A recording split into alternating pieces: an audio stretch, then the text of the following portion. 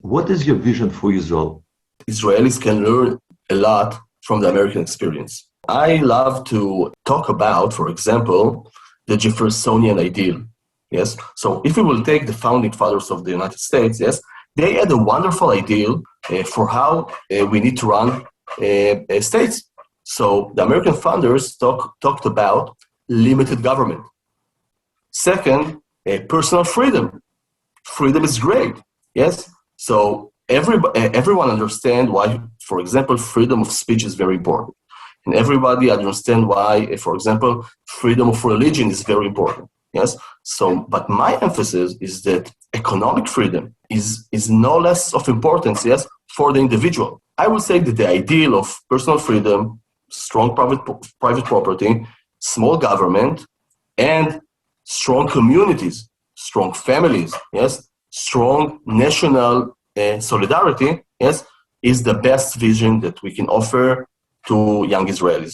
Interesting. When you speak about strength, in Jewish tradition, we have an expression of King David, Hashem oz le'amo etem, Hashem will give strength and bless Jewish people, his people, with peace. So we see the concept of peace through strength is that the best way to assure peace is not to project weakness.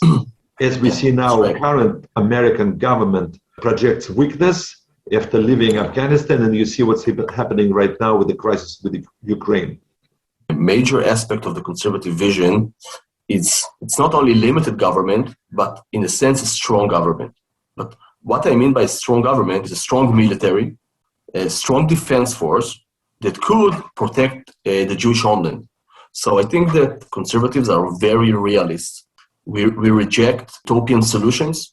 If you only give them land, so they will leave us alone, yes, or if you only apologize for your past mistakes, yes, they will leave you alone. The best way that Israel can make allies in the Middle East is through strength, but in order for us to be military successful, we need to have a strong economy.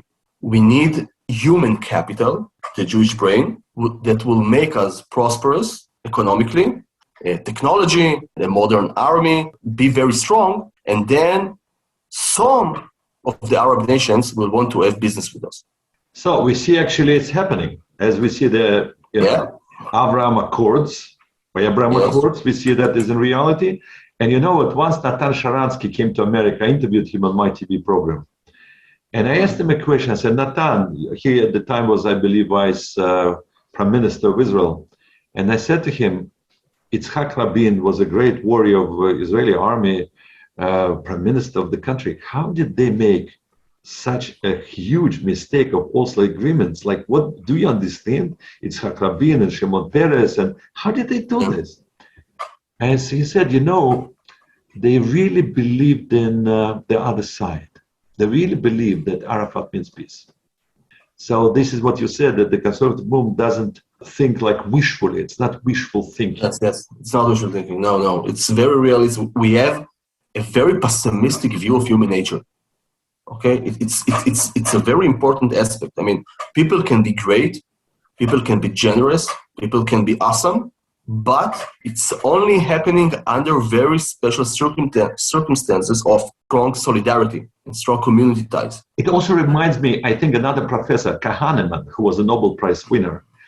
And he's the author of a famous book, Thinking Fast and Thinking Slow. And I think that one of the amazing ideas that he spoke about, fears of optimism, like people are more scared and therefore the market reacts to fears, or market reacts on gains and wanting to gain. So the fear to lose is greater than the fear to gain, because the fear to gain may be intellectual, but the fear to lose is fear which is fast. Thinking fast means thinking emotionally.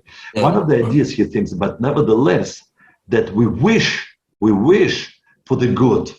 And therefore, it's very good that on your team, you have someone who's a pessimist, who will always point out to some difficulties or obstacles that you will be on your road to success. And without having this person, having this pessimistic view, you may fail. And actually, one Rebbe used to say, I think one of the Lubavitcher Rebbe said, why do you have two eyes?